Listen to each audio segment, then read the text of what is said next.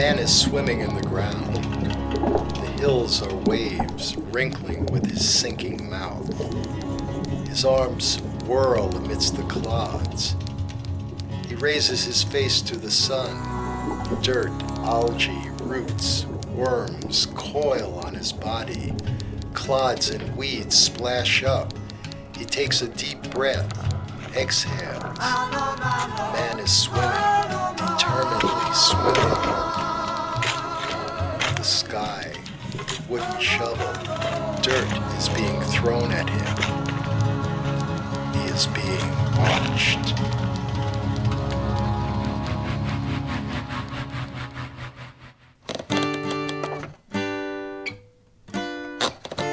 Gabor G. Gypsy. Gabor G. Gypsy. Gabor G. Gypsy. Kirks. Gabor G. Gypsy. Spaceman, that's That's really close. Spaceman, that's Quite wrong. Gabor J.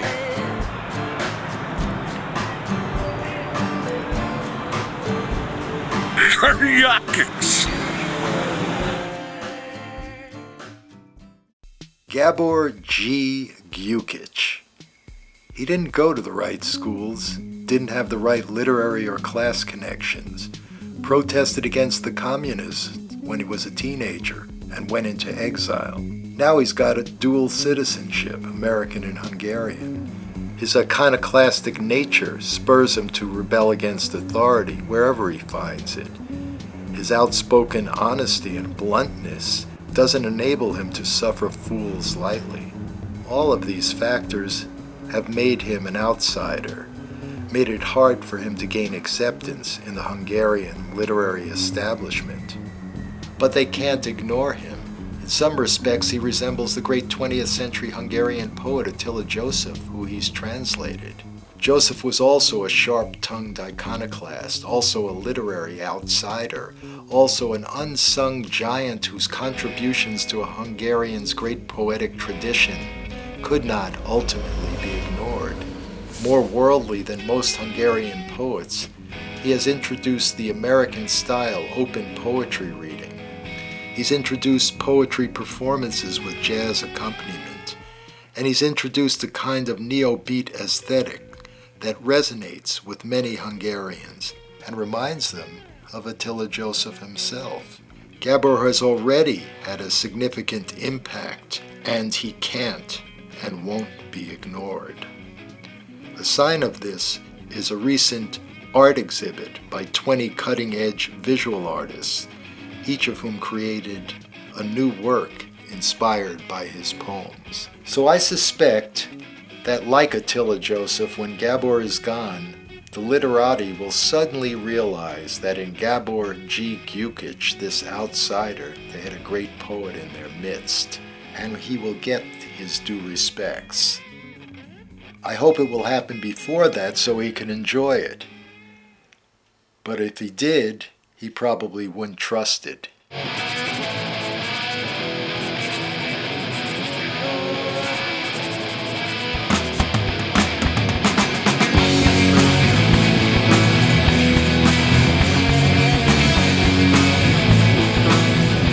I want to say that Gabor is a little cantankerous sometimes. He can be difficult to handle. Sometimes you might want to manage his life for him and tell him that it's a disaster, but actually he's pretty talented. He's actually great. I like, it's important to tell people that they're great. Are we on? Yeah, we're going. Yeah, I'm beautiful. That's how I see myself, and smart. I'm just kidding. I don't care for money. I want to do what I like to do, and I want to work. I want to translate and write poetry. That's what I want to do, and let other people know that there are poets out. Poetry is the essence of life. Poetry is very important. Without poetry, people would die. Without poetry, people wouldn't have soul. Look around those bankers with their big hats and or their cancerous faces, all they care about money. All they care is about money, and they don't read poetry. They don't have any soul. They don't have hearts. They're dry. Imagine. And that's what they want people to care about, money and their products, you know? Buy me, buy me. I do not say, I'm not a salesman, I'm not a merchant, I'm a poet. I want to promote poetry in every means I can.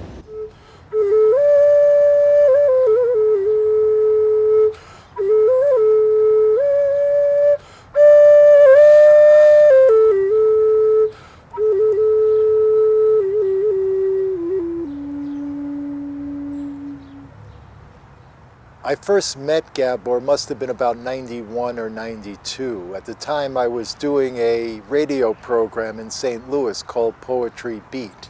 And that particular night I put out a request that anybody interested in appearing on the show should send me a tape of some of their work. And I didn't usually do this on the show. That was the only time I actually did it, and the one reply I got was from Gabor. And this Hungarian poet I had no idea was even in St. Louis, with these strange little surreal poems on them that were very unusual, very wild imagery, and very genuine. I was looking for Hungarian stuff in the States and I hardly find anything, you know? There was almost nothing.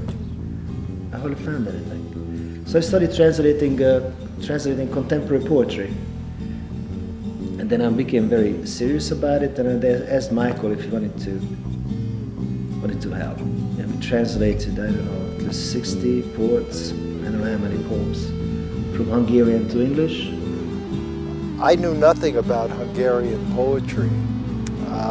And I was intrigued and sort of challenged by it. And I said, well, I'll give it a try.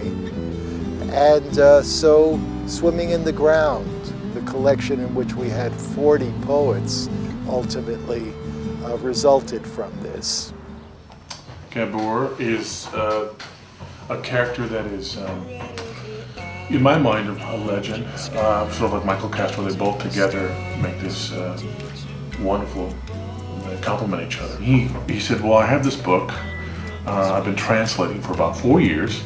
And I said, well, let me have a look at it. So a week later I get a package, and it sits around for a couple of weeks, and I started reading through it, and it was breathtaking. The process was that most of the time we were working long distance. Gabor would do a rough translation of the poems, fairly literal, although he had his own poetic sensibility and knew English pretty well. And then he would give it to me, and I would refine them, rework it to the best of my ability. And then we would get together, and that's where the real work took place. Something synchronistic tended to happen, and we would come up with something. Our final version of the poem would try to really get it in American. That was true to the original Hungarian. And then as time goes on, I get to know his personality. And then I realize that when he says what's on his mind, and he's going to tell you to go to hell whenever he wants to, and but he's honest, and you can't beat honesty. If I cared for money, I wouldn't do poetry. I would have a vegetable stall somewhere in downtown and sell carrots and peanuts. When I was a kid, I liked to go to the market with my grandfather, and once I got knocked over by a sheep. They traveled on trains and planes, and they stayed in old folks' homes, and they did everything they could. They went to Canada and from city to city in a train, and it was just so wonderful. They did everything they could do in New York, and we sold out of books. And And I think it does the book some justice. And I find the poets in person are just as powerful as their poetry. Maybe the only thing I get a chance to get close to is really greatness, kindness, understanding, and just a love of the human soul. Can you talk about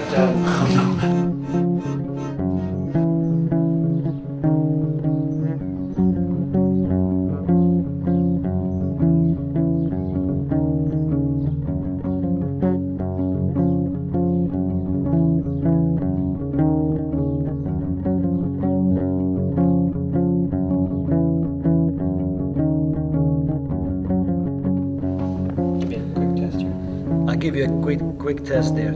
Check, check, check. Give me a check, Brad. Don't give me no check, Brad. I don't want your check. Betting.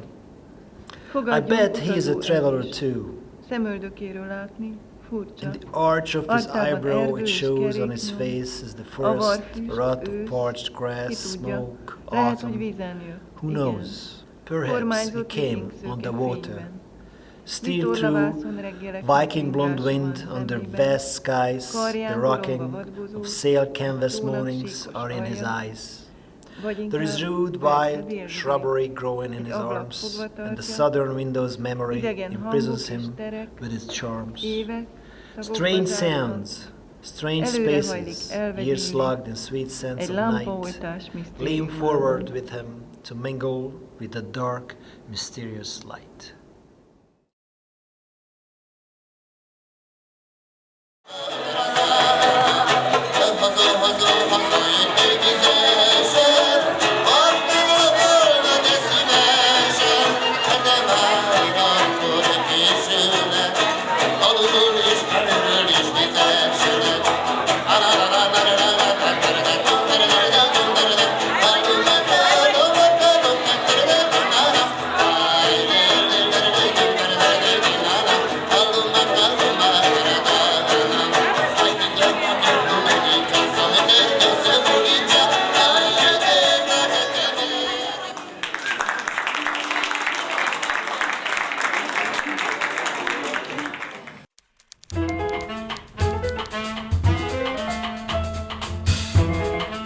Gentlemen, if you could just continue talking, we've got to hear our audio. So I'll ask you about your painting career and things like that. Oh yeah, I don't have a painting career. And go ahead and talk. I mean, Then you say this, that would be your I answer. never call myself a painter. Well, that would be your answer then. But maybe this be your first question. It won't be my first question. It won't be my first question.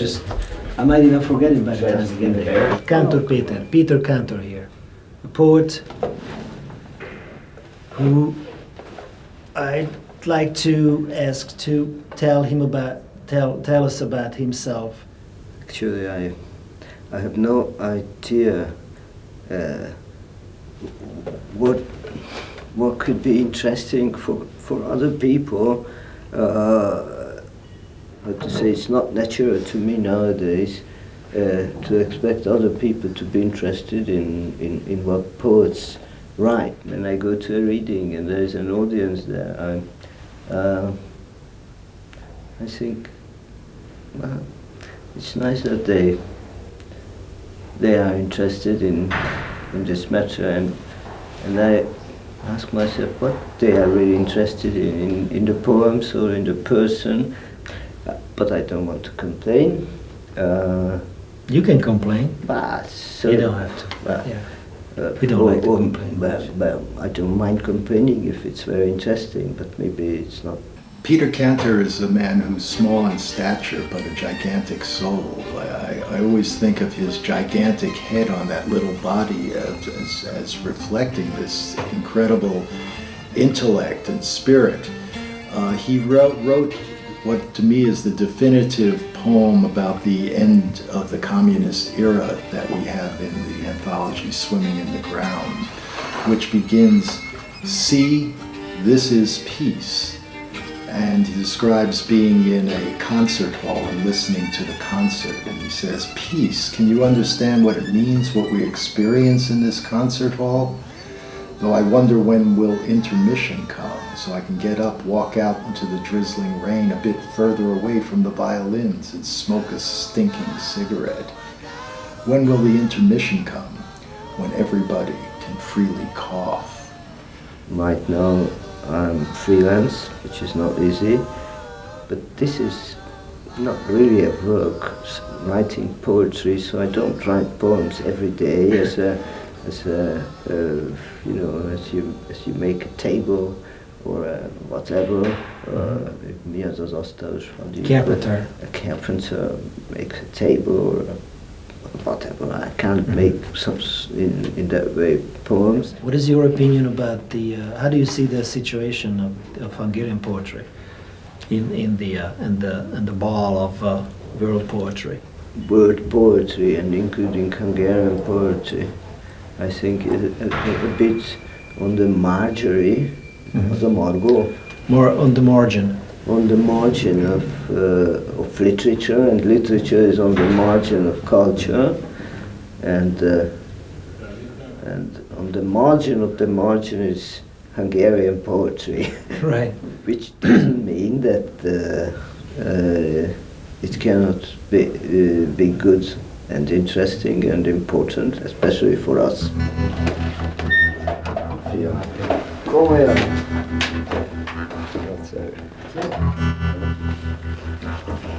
Gabor? Attila Balogh. So I'm glad that we got Attila Balogh's poem out, poetry book out, Gypsy Drill. In Hungary, no one cares about this guy. Probably not because he's gypsy, maybe because he's gypsy, maybe because he's crippled. I hope now that he will get recognized by these great Hungarian poets who are so conceited.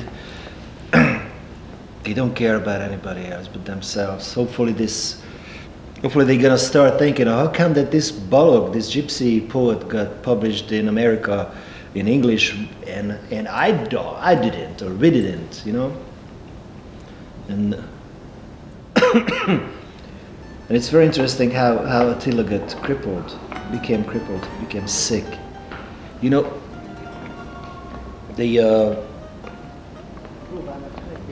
I think he's 49 years old now. So when he was a kid, there was some disease that children got. I don't know the name of it. So the doctors went around from city to village, from village to village to give the vaccine to all those kids, not to get sick. But they didn't go to the gypsy road. All those white Hungarian doctors, they said that they ran out of the vaccine. But I think they were just either racist or they were scared of the gypsies. So Attila got sick, unfortunately. But he has 5 beautiful kids,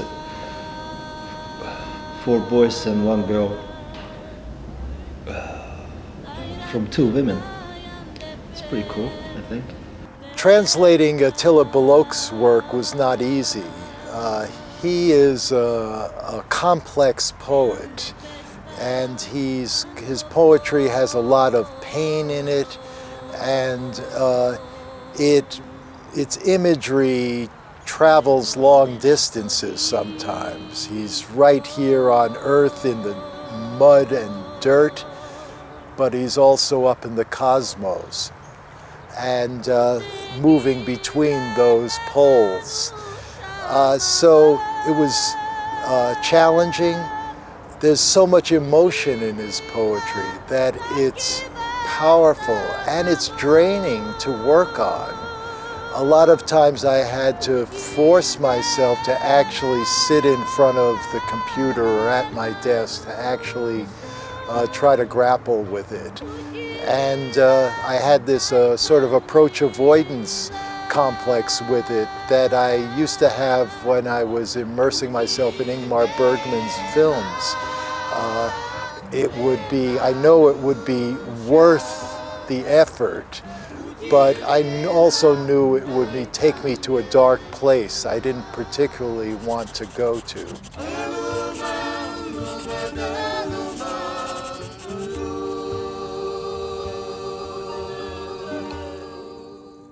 Igen, hát tulajdonképpen én 24 éves, 26 éves koromig egy kettő zárt közösségben éltem. Az egyik ilyen zárt közösség az a cigánytelepi közösség volt. A másik zárt közösség pedig a kórházi. És amikor én kikerültem mindkettőből, akkor jöttem rá, hogy tulajdonképpen milyen borzalmak. Amíg benne voltam ebbe a két fájdalmas közösségbe, addig nem fáj.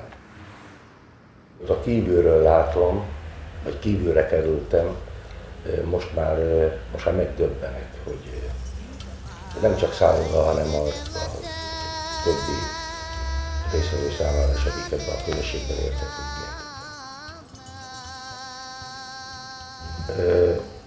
amikor a magam életét kellett élni, akkor ezek nyomot hagytak. Ezek közt a legborzalmasabb tulajdonképpen a szerelmi kapcsolataim. Hogy a nők, akiket megismertem, ők én felé nyitottak voltak. Addig a pillanatig, amíg ennek társadalmi konzekvenciája nem lett. Én kétszer nősültem, és mind a kétszer falakba ütköztem. Azon szívesen elgondolkodom, hogy miért győztem mégis én mind a kétszer. Mert az előítélettel szemben én tudok védekezni. Pont azért, mert teljesen nyilvánvaló, hogy én cigányember vagyok. Míg a gyerekeimnél ez nem nyilvánvaló. De valószínűleg nagyon egyszerű a helyzet, hogy akkor nem közösségben kell gondolkodni, hanem személyekben. A második házasságomnál nagyon komoly problémák voltak, mert az anyósom is és az apósom is vérfertőzésnek gondolták azt, hogy egy magyar lány egy cigány férfival él. De ehhez talán még hozzátartozik az a társadalmi rajz, hogy a magyar lányok szívesen ismerkednek cigány férfiakkal. Ezt valószínűleg tartom, hogy azért van, mert az egzotikus állatban megtalálták a homo sapiens.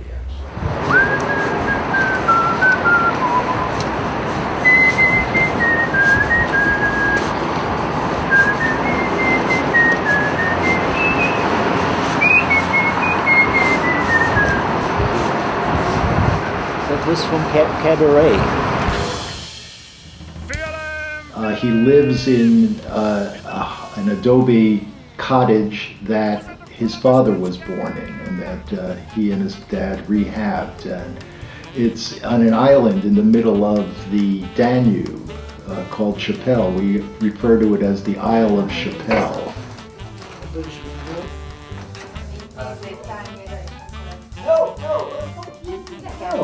Én nem szoktam megenni a héját. Come on! Get your sack. Close that door, window. I'm always watching the cameras. Sorry. No, you don't. It's an This is occupational a very hazard. delicate thing. You don't fucking do this. You know how much is this? It's 3,000 forints now. What you gotta do before you eat it, you take the very skin off of it yourself. You can't do this because you wasted lots of shit. See how much you wasted? You can't do that. Ha vegyél elő tányért, és arra rá kell tenni. Get the fuck out of the kitchen. Go, go, go! You two! She's doing the kitchen. Pedig valaki segíthet is. Hungarians are hot-tempered. I think it's all the paprika in their food, and Gabor is no exception. I've seen him explode many times at many people. I've seen other people explode at him. I like arguing. I like contemplating on things. And I like to say things out loud, which got me into lots of trouble. Not a hole, not a... Oh, maybe Nincs még egy széket, legyen. I have only... They can sit down. We don't have to sit down. No, she can sit. She can stand. I think I just broke my tooth. I heard it crack, so I swallowed it. Are you okay? There's a hole now. You're going to stand in front of me, or? No, I'm gonna move. Just Okay. I'm gonna introduce you a little. Okay. And then you say, "Oh, I have to correct Gabor because he's."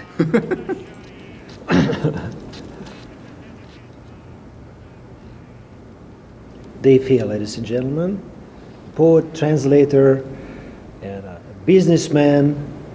He's living in Hungary. For who knows how long, he's going to tell us all about it. Dave? My experience with Hungarian poetry is that there's a whole period of Hungarian poetry that I find very difficult to connect with, which is, let's say, from about 1900 until maybe 20 years ago, when it's extremely abstract and it's extremely philosophical and intellectual, and of course it's also very political, although often in a hidden way. And I think it's quite interesting that the younger generation of Hungarian poets, let's say people who are now under the age of 45, something like that, they actually do have a style of writing which is something that I can connect with quite easily.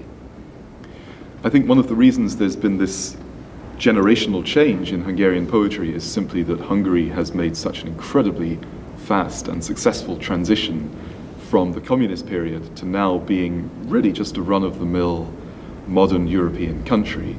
So writers don't really need to talk about politics or to agonize about philosophy very much. They really can just write about modern living, urban life, love, sex, whatever it may be. I love living in Hungary. It's a beautiful country, and it's a country which I find infinitely more interesting than the UK, where I grew up.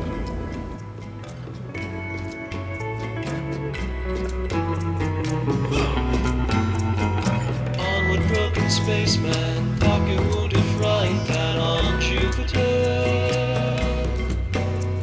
Speed your crippled messenger, bring a song of love to her on Jupiter. Well, one thing I would never recommend to anyone would be to ever move to Hungary with your girlfriend. I would never, ever recommend that for anyone to do.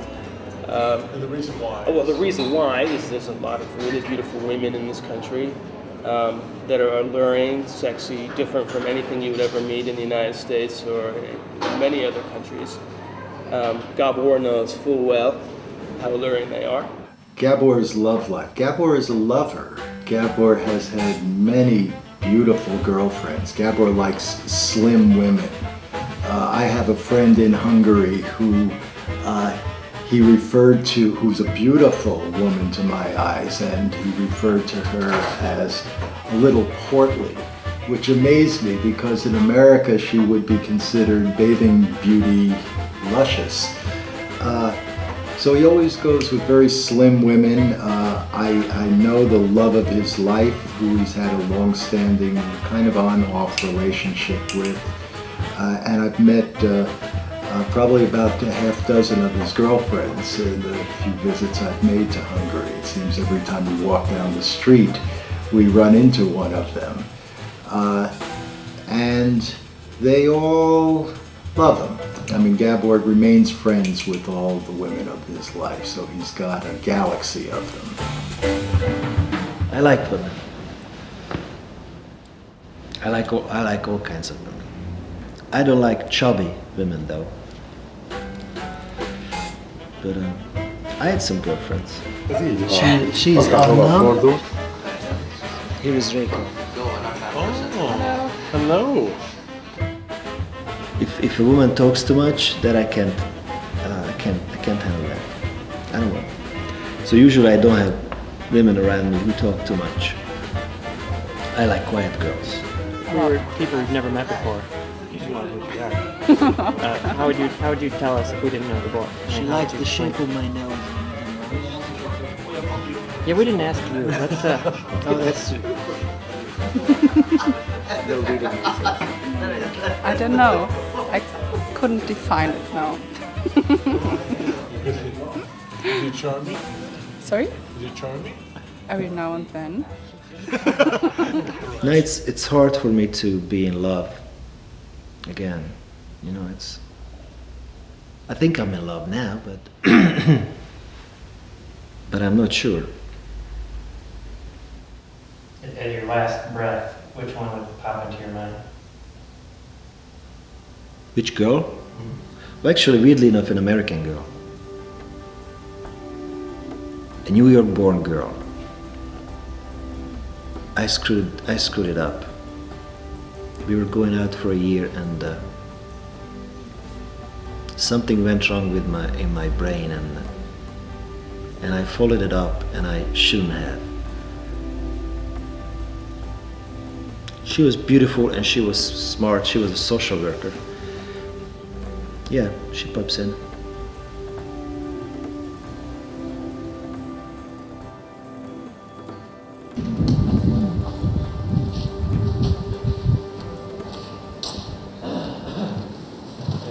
Tuesday night you're here?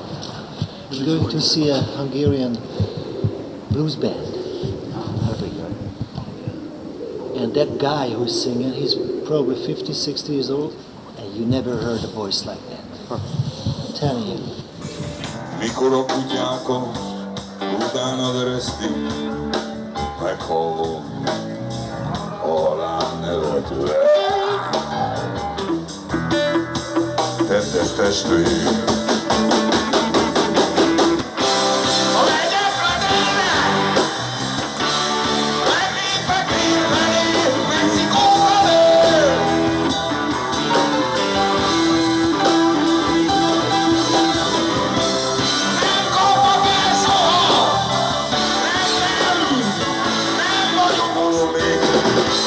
Raforgó közt virulni, csak szépet sóhajtani, csak egy legyet elhajtani, gröm közepébe köpni, elleneimmel kibékülni, hosszú késsel még megölni. Wolf hunting, the hunting It's about wolves. what? Hunting wolves. And that. The wolf is you, man. So that It's was a Attila Joseph poem. It's the ülni, állni, ülni, halni. Sitting, living, and dying. That was the poem by Attila Joseph.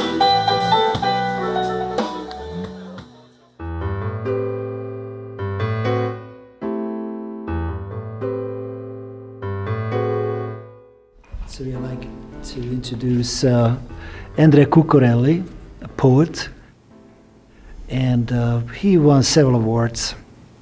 I can't even recall how many awards he won. And my first question, actually, and he asked me to say that he looks like Bruce Willis, whom I detest, but he might not. Nagyon jó, Magyarországon nagyon jó az irodalomoktatás, tehát tulajdonképpen mindenki, aki elvégez bármilyen iskolát, ez tulajdonképpen a magyar költészet legnagyobbjaival eléggé konfrontálódik.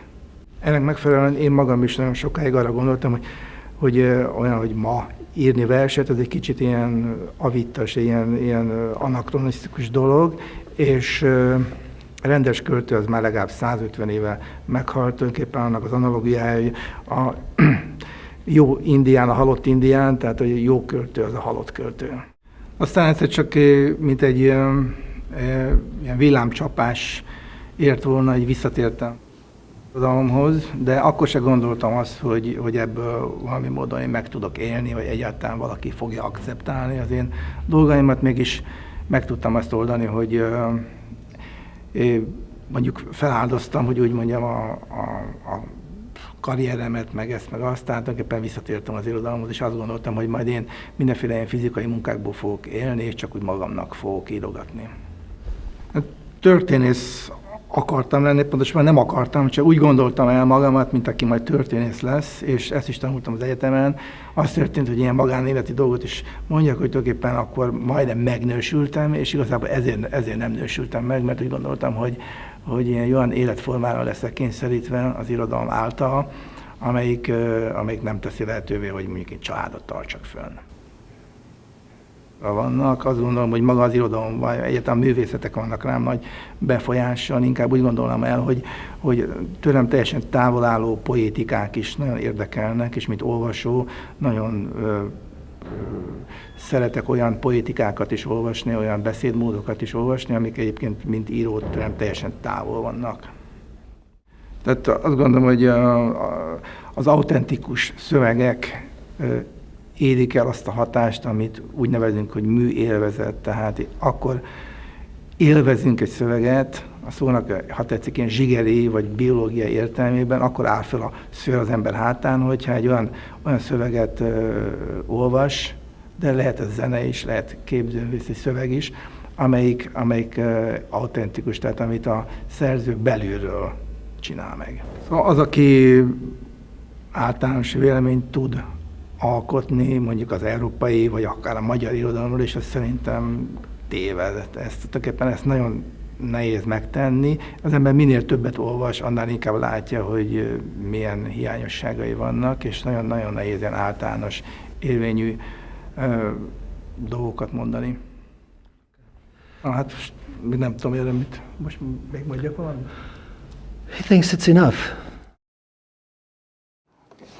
My sweetheart, put the tea on. In the meantime, I light the fire in the stove. No, you put the tea on, and I light the fire in the stove. No, you do. No, you do.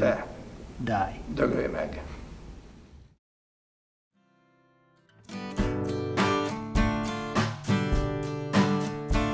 It's called a small tree. When I was a hipster, I used to hang out here in this area, around this tree. There were hipsters or hippies, Hungarian hippies, who didn't work, and most of them are dead now, or drunkards, or some made it. I'm here.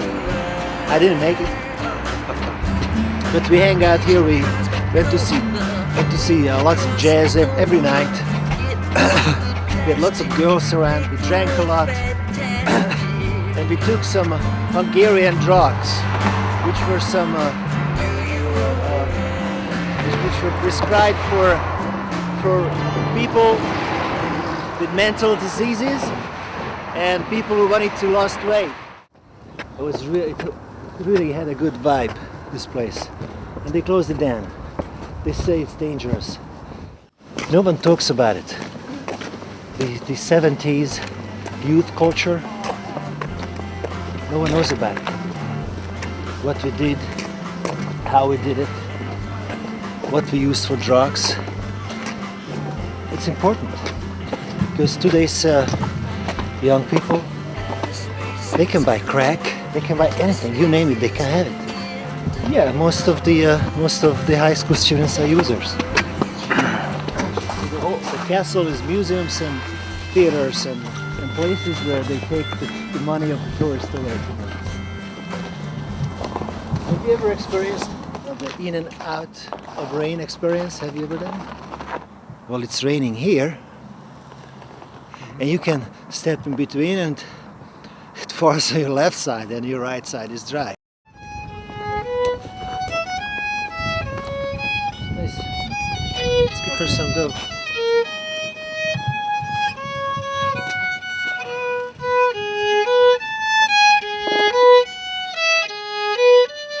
In vain.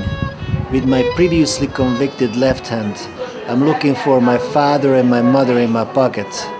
I drag them out and put them into my other pockets, but they fall back because they don't like that climate.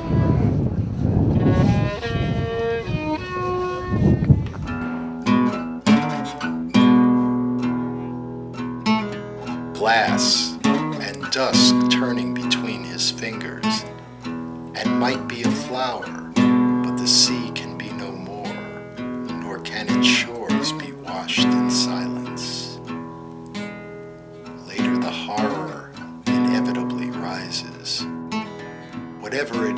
he sees, his death is what he lives. Bone, smoke, jasmine branch, and the infinite fading away without moments.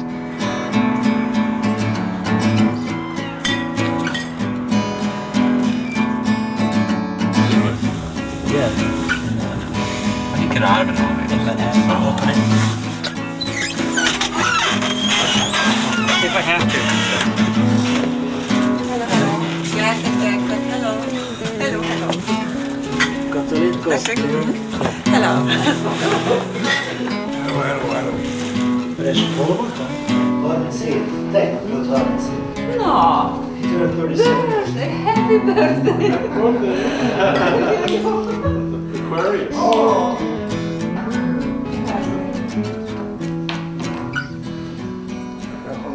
Rezső Keszthelyi.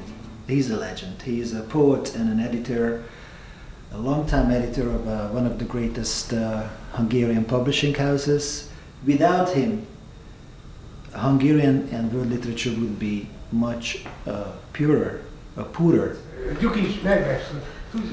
Oh, he says, Gyukics, you can think, you surprise me. Én meg azért írok, mert szeretnék megismerni valamit. Egyébként Goethe-t idézem, jó? Ha az ember nem ismer meg valamit, akkor nincs. A fordított. Nekem a hivatásom magamban mindig az írás volt. Rezső and Gabor are good friends. They're both iconoclasts. They're both outsiders. Rezső is a great surrealist or surrealistic poet. I don't know if he would accept the title of being a surrealist, but his poems I've done at readings in America, and they resonate there because they're so unique. You've kissed through your most beautiful hand, he writes in the poem called Listen to the Feathers, and the sole of your foot carries the desert down on the moon's palm. Listen to your eyes, how mournful the making of beds. The sea stretched out over your bones. You could return to that point if only the flower would be red and the snow flowed into your mouth. As you melt in the droplets onto the roots you fish, the rooms below can't touch death. The wind bears a stone. You've kissed through your most beautiful hand. So what was it like to write poetry during communism? What is it now? Rövidre fogva. In short. Nem tetszik nekem. Egyfelől. Ízlés diktatúra mindig volt és van. Hogy a történelem mindig van, mondok egy nagy köszönet. Történelem mindig van, fordítsa az őreg. De azon belül az ember nagyon szabad lehet. Megint, engem nem adtak ki Magyarországon 71-ig. És utána jött a Rónai Győző, nem ismeri. És vagy a Törzsér Árpád, a pozsonyiak kiadtak. Én itt nem éltem meg. Nem politikai okokból, nem politikai. Egyszerűen volt valami ízlés diktatúra. But the Dictatorship of Taste didn't like what I was doing. Volt 3 tag. Nem volt szabad bántani a Szovjetuniót, nem volt bántani a szociális államot, a harmadik megkövetően a pluralizmus, tehát a pártban.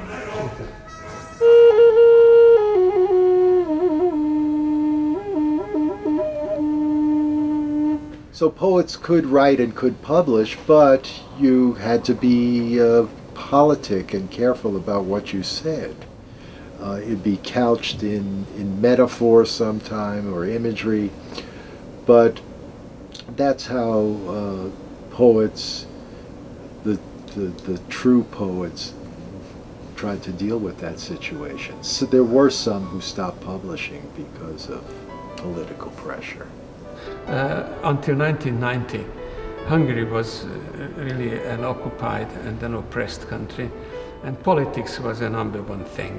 So even if you were not political, and many Hungarian poets were not particularly political, you just couldn't avoid voicing certain sentiments. Then Rezső Keszthelyi, a very good friend of mine, he's a completely hermetic poet, really not political in any sense of the word. He is, to my mind, more like a French poet, but before 1950 or so. It's a different type of poetry. Mert azért, ahogy még van idő, nem tudom, van idő, ő olvas egy verset tőlem, vagy én olvasok tőle, hát én magamat olvasom benne, vagy találom meg. Vagy nem találom meg benne magamat, ha akkor ő nem írt nekem is. Gábor úgy fordítja, ha ő benne magamat nem ismerem, akkor if I don't know myself in you, then I can go to hell.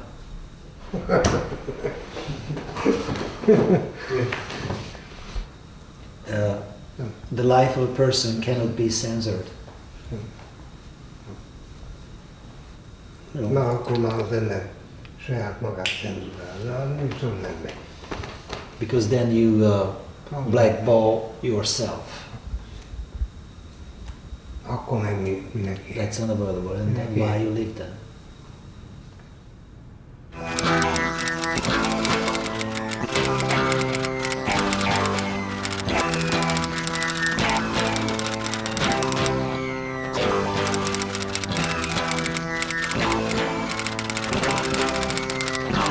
Now we have Katalin Ladik here with us. She's a poet, actress, and performance artist. Rather, I should say sound poet.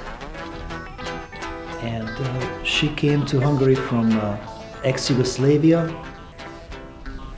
És ezek a nyelvi gátak arra ösztökéltek, inspiráltak, hogy túlmenjek a nyelvkorlátain, és ezért kifejlesztettem a költészetnek azokat a dimenzióit is, amelyekkel rögtön tudok kommunikálni, hatni. Ilyen a fonikus, fonetikus költészet, sound poetry, és a vizuális költészet, és a performance. Katalin Ladik is a terrific performance poet, but her words on the page are great as well, so she's a great poet in the fullest sense of the word, on and off the page.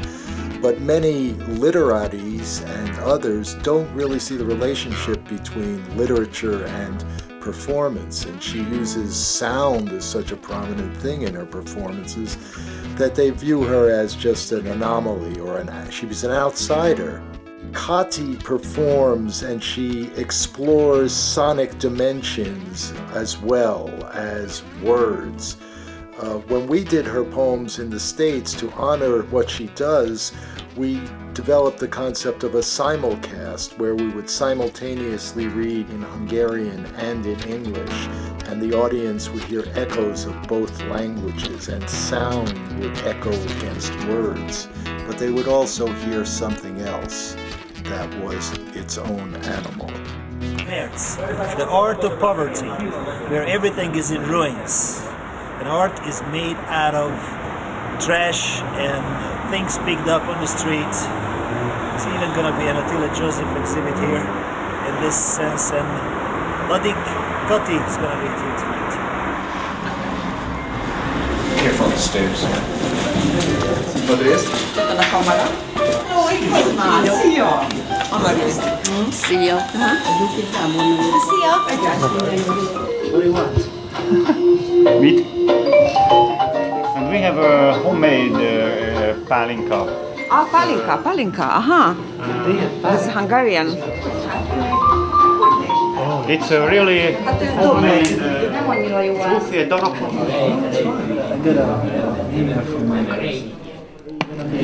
Csak úgy beledobjam volna. Some homemade brandy?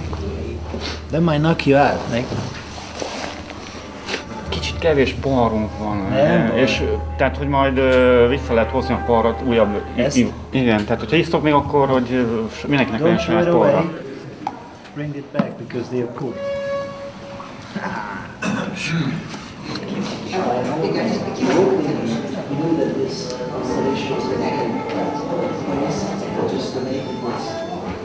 Triceps, he's the guy who's running this place here, whatever this is. It's a industrial art basement where he represents the art of poverty, and Attila Joseph right there on the wall. Készültek a munkásságban. Az aljába pedig oda tettük azt, amit a szegények abban az időben vágyhattak, hogy volt meleg fürdővízük, volt esnek szemük, volt krumpli, és volt egy fenyőfa. So this is actually this is actually a Christmas tree. Én nem voltam ismeretlen Magyarországon. Elég nagy hírem volt. Kétes hírem is volt, mert az avantgárd irodalom és azzal, amivel én foglalkoztam, a performance, a fonikus költészet, happening, az, tehát ilyen értelemben Jugoszláviában mi előbbre voltunk néhány évtizeddel. 68-ban vettem részt először egy nagyon, utólag kiderült, nagyon jelentős happeningen Budapesten. Az akkori jelentős avantgárddal, akik teljesen illegalitásban voltak, és hát nagyon sokszor betiltották őket. És ez az én első közös szereplésem a magyarországi avantgárddal, ez bizonyos rétegben nagyon jelentős volt és emlékezetes, míg a hivatalos irodalmi és a művészeti körök miatt, emiatt el voltam ítélve, és nagyon sokáig, de még a mai napig is, tehát 30 év után is meg vagyok bélyegezve. 70-ben és 71-ben akkor elkövettem azt a nagyon merész gesztust, hogy költőként merész öltözékben, egy bizonyos sámán jelmezben, eléggé erotikus ilyen szőr jelmezben egy ilyen sámán rituálét adtam elő, és emiatt aztán a szószoros értelme büntetve voltam a magyar irodalmi körökben, Magyarországon is és Jugoszláviában is. 76-ban megjelent az első fónikus költészetet tartalmú lemezem Belgrádban. És ezzel a lemezzel aztán úgy berobbantam a világba, ugyanis rögtön meghívást kaptam Amsterdamba, aztán később Párizsba a lemez alapján, mert nagyon jónak tartották, és egyéninek azt, amit én a hangommal, mert én mindent a hangommal csináltam, nem hagytam semmit a technikára. Mariskám, összeszedte csatocskám. Ezt meghallották, s vettek a fejébe egy gyönyörű szép kalapot. 4 fekete ló mögöttem repül. Fekete szemű anyám, enyhíts szomjadat a sötét szobából. Eljön az este, tüzek hamuba takarlak. Ablakodat befalazom, a vakablakba ültetlek. Hétszer megolvasom, hétszer megolvasom,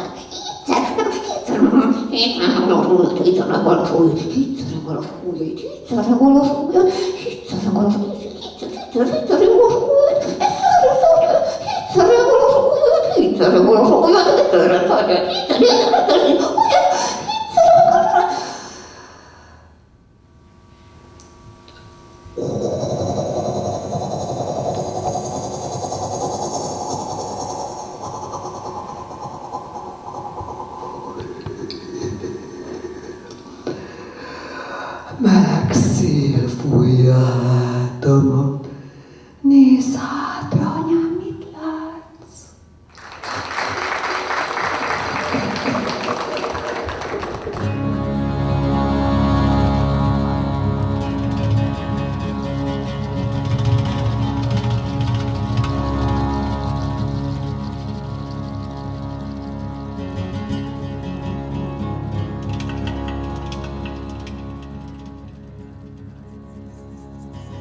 Hungary has a love-hate relationship with its poets. They make icons of them, building statues to commemorate them, naming streets after them, even housing projects for them. But they recognize their poets only after they die. While they live, they must suffer, because Hungarians suffer. It's a poor country. People scuffle to make ends meet. And throughout history, Hungarians' political aspirations have been crushed time after time after time. Some die in rebellion, like Sandor Potofi, who was killed in battle leading the failed socialist revolution of 1849. Others suffer as outsiders, even as outsiders among the other sufferers, like Attila Joseph, now Hungary's most beloved 20th century poet, but recognized only after his suicide in 1937, at the age of 32, after a lifelong struggle with poverty and depression. The poet articulates the aspirations and sufferings of the people. Hungarians miss their poets when they're gone. The poet makes them realize the sublimity of their joys and dreams and gives their anguish a kind of cosmic dignity. And then that Ram probably didn't like me. Maybe I had the wrong color on that. He knocked me over big time. Poetry is not for sale. Poetry is for read. I think poetry books shouldn't be sold. They should be just given out. Like bread. Bread should be free. Bread, milk, and poetry books should be free, and transportation should be free. George Bush should resign, and then the world would be a happier place. And you know, everybody could go into a bar and drink a pint of Guinness for free too, or whatever they want for free, tea or coffee or. I like to drink too. I mean, most poets, but I don't gamble. Some poets like to gamble.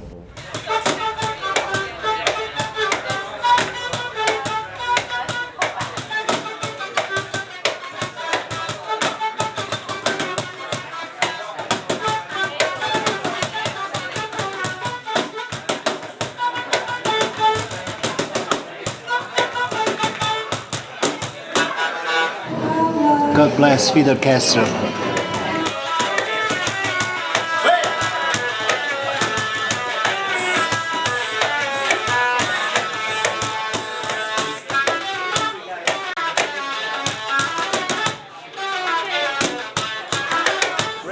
You were a tough kid and you did not die. I'm not. What's happening? I can be tough, but right now I'm really, really soft.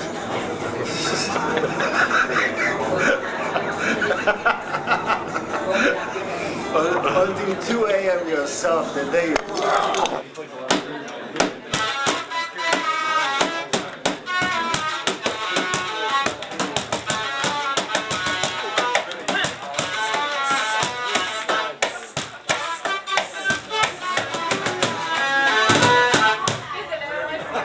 Usually I stay at home New Year's Eve.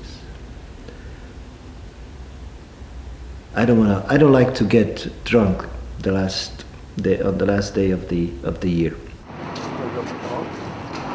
Oh, the bus is coming, so let's hop on the bus.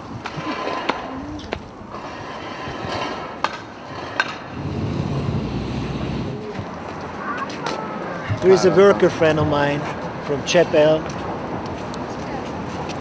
I have his lighter somewhere still. Oh, he meg a says nyugalom that békesség. health is much more important for me than money. And peace is more important than money. So yeah, this guy said that he didn't care for money. I don't care for money. I mean, if I did care for money, I wouldn't do poetry. I would do construction or would become a yuppie or something. But I have a different mindset. I can't stand yuppies. They can't stand me either. I do what I like to do, and even if I hardly get by, you know. I have daily problems, and I write poetry and I translate, and they don't pay me well. Their magazines, actually, American magazines, don't pay nothing. They publish all those stupid academic poets. Not all of them are stupid, but many have written very bad poetry, mediocre poetry, and the New Yorker publishes them and they get high money for it. But most of the magazines don't pay anything. In Hungary, you get paid, but not much. Let's say for 2 poems you get $10 from a magazine. Sorry. In Transylvania I got published now, and the guy said, listen, the editor said, listen, we don't have money. How about I'm sending you a real Transylvanian carving knife? I said, man, that's more than money. I don't need money. I could use that carving knife. That's the fee we get, you know. I can't buy food with that carving knife, and I live in a city. I have to make a living. But if I did care for money, I would be not Gabor G. Jukic, the poet and translator. I'd be Gabor G. Jukic, the plumber, or the street sweeper, or fuck knows what. Only a few make good money. You know, they let's say the literary community or the circle. There are several circles. They pick out a few guys they want to canonize, and they are the big ones. And those big ones get all the money and all the attention. So poets like me and Rezső Keszthelyi and Ladi Kati, they don't get any attention. And he's one of the greatest poets in Hungary. And he didn't even get a prize, not one prize.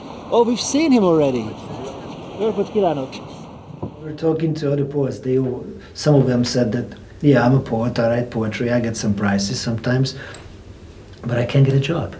I mean, what kind of possibilities are for a poet to, well, again, if you have a completely different profession, you can work as a chemist, or you can work as a whatever. But these people who most of their life have been dealing with literature, we can go to the university or to a secondary school to teach, or we can be editors in magazines or in literary monthlies, and very unlikely that I teach again.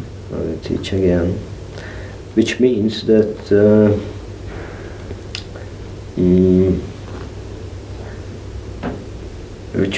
I won't be a rich man. I wouldn't refuse a good or a not so good salary from somewhere, but nobody comes up to me saying, "Hey Peter, you deserve it." Well, you deserve it. I mean, many poets would deserve it just for their poetry. I suppose there's a lot of people here, probably quite frustrated. It's a difficult life actually. I mean, I know for like Gabor, for example, I mean, it's really hand to mouth, and to make a living as a poet and a writer and a translator, I mean, you're gonna work hard. You want to get your pay at the end of the day, and all you're gonna walk away with is maybe they say, oh, we're gonna pay you 10,000 florins for this translation, and then they're gonna renege on the whole deal. They're gonna say, well, actually it's just 5,000. We'll just pay you 5,000 in the end, which is like $20 or something like that. And you're just like, huh? Like, you know, really, this is the culture business I should be able to live from what I do. You know, this is pretty weird. I always find publishers who are broke and they can't get any money. I mean, Brad hardly has any money. It's a miracle that he can publish books. And my Hungarian publisher, Fekete Sas, Black Eagle, grants. My publisher never receives for my books. I know that much. So these organizations say that, oh, we support only contemporary Hungarians. We don't support American poetry in Hungarian. I said, why not? These American poets are not known in Hungary. The previous book, Half Naked Muse, no one knew about those guys. Now many people know about them. So I'm disappointed that no one wants to support us. What can I do? I don't go out of my way to get a TV. I don't even have a TV. I don't have a VCR. All I have is a boombox.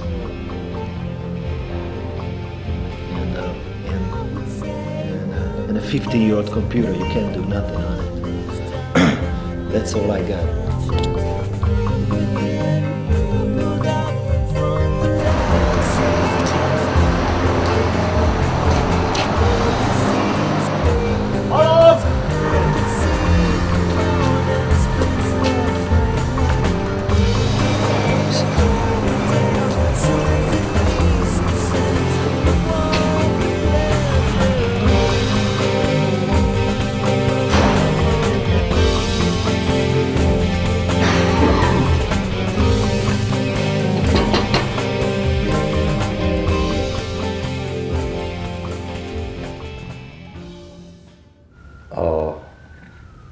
Népi írók és az urbánus írók egyike se fogadja el szívesen a cigányírókat. A népi írók azért nem, mert a cigány még mélyebbről jött, mint a magyar paraszt. Most ilyen irodalompolitikai helyzetben mit tehet egy közép-európai cigányköltő? Most én tulajdonképpen nem is az írást, nem a konkrét gyakorlását tartom fontosnak az írásnak, hanem a folyamatos gondolkodást. Én tulajdonképpen, amióta eszmélek azóta.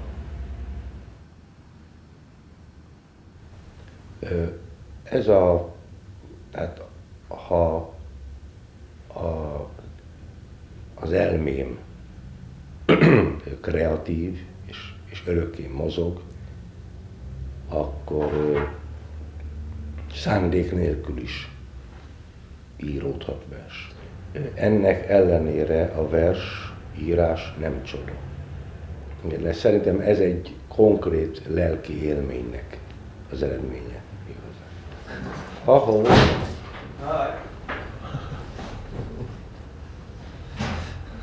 Family is coming. Minimum. Can't understand many of his poems, but I can't understand all of it because his poems are too abstract and strange. His poems are strange. Really strange. That's He always joke, but his jokes are too old and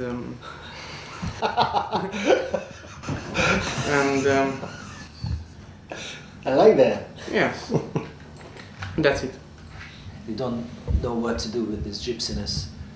They don't have the same experience.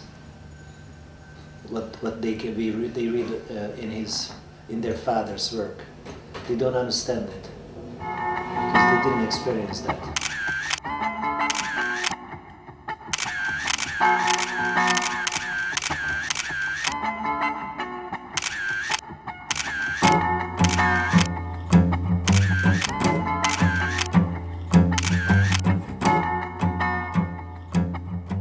Sőt, azt is elképzelhetőnek tartom, hogy egy barátommal való beszélgetés kapcsán derült ez ki. Így lehet olyan lelki állapotot teremteni, hogy nincs szükség versre. Egyre gyakrabban vagyok ilyen állapotban. I'm more and more in this state. Az eszemnek sugározza. So Attila said that my face swallows the night, but my mind produces it. Winds wrestling with clouds brought me sunshine, spreading flooding rays from the bed of my palms onto your face. The early morning rain planted tears in the sockets of your eyes that were tough to dig out, to wash the rough, sticky boots of dreams from your disheveled, fringy eyelashes. Then my father played the violin, but you didn't hear it, yet he placed his tunes under his soul. The nest dismantling smoke curved to his rhythms above the chimney, and the sound of the violin escaped on red wings, singing in a mud-oozing voice you didn't hear on that rotten wooden cart that was pulling the stars. You didn't hear the closing of the stone eyelashes of my mother. You didn't hear my three-legged dog run into the house over the soot-smeared threshold to kill the pigeon song in my hand. Ow! The flesh ceased squeaking among the worn ribs because my father stroked it to death with his violin, and you didn't hear it. Azt, ami most ugye megtörtént, hogy van egy angol nyelvű könyv, és ezzel ki lehet menni a világból.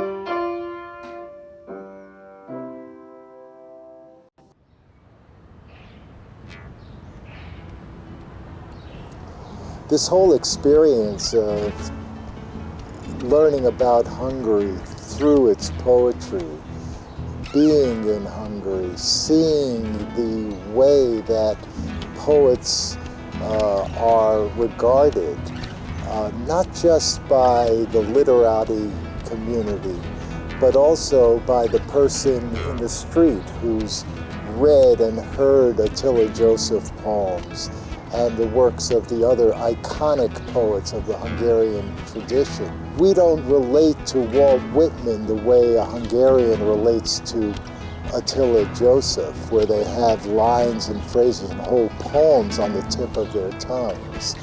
So seeing this, the meaning that poetry can have for a culture was just a tremendous experience for me as a poet. Tehát úgy gondolom, hogy különösen a vers az a költőnek a legbensőségesebb érzéseit.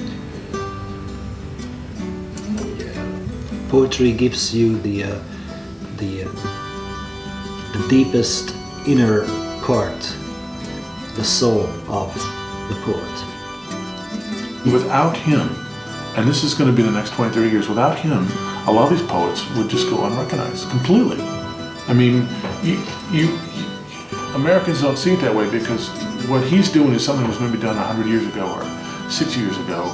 You know, he's the poet and Castro are the guys that worked to translate The Wasteland in a sense, you know, like Ezra Pound did. And it won't be until after they're dead or maybe in 20 years that people realize what these guys saw and in this poetry.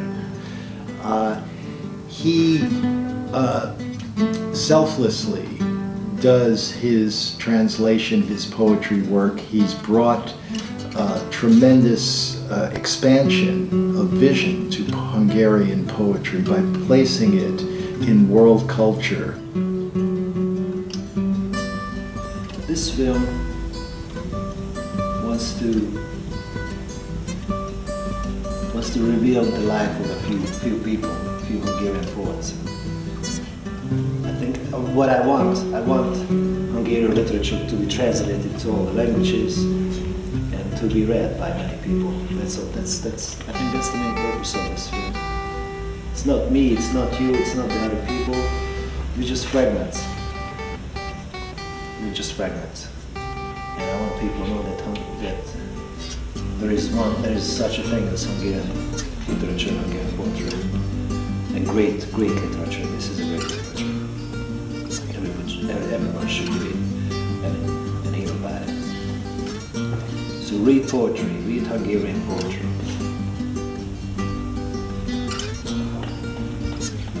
Well, that's it. It's probably pretty stupid.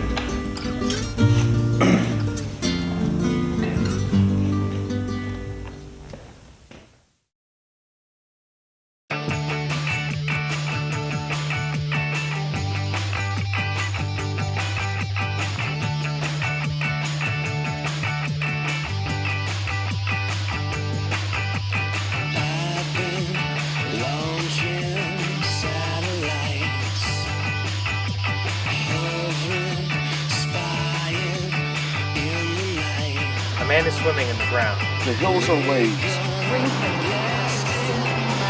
His arms roll against the cloud. He raises his face to the sun. There is algae roots. Worms coil in his body. Clods and weeds splash up. He takes a deep breath. Exhale. The man is swimming, determinedly swimming. From the sky, with a wooden shovel, dirt is being thrown at him. He is being washed. I think you guys added the end. There's no the end. Yeah, I did the end. That's wrong.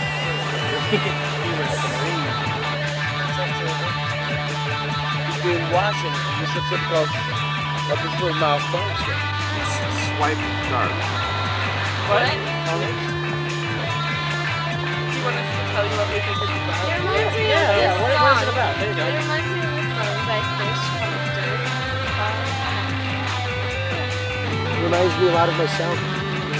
He should enjoy what he was doing because that was on his own prerogative. You know? We live on the earth. We all know we can't breathe underwater. It's impressive. It's nice. Swimming in the ground is not very powerful. About struggle. I have no idea what it is.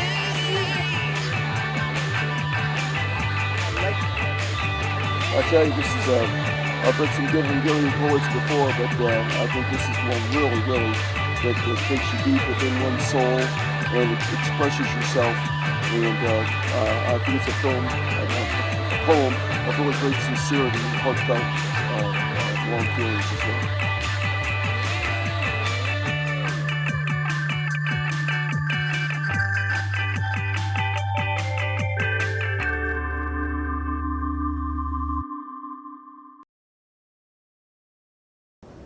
How do you say it's a male sheep? And it's yeah. So I got ran over by a ram.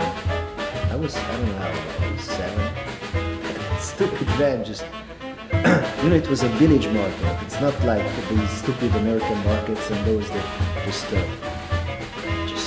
popping up in Hungary too. They had no vibe, no atmosphere. They looked terrible. Shopping malls. And I had sausage, fried sausage,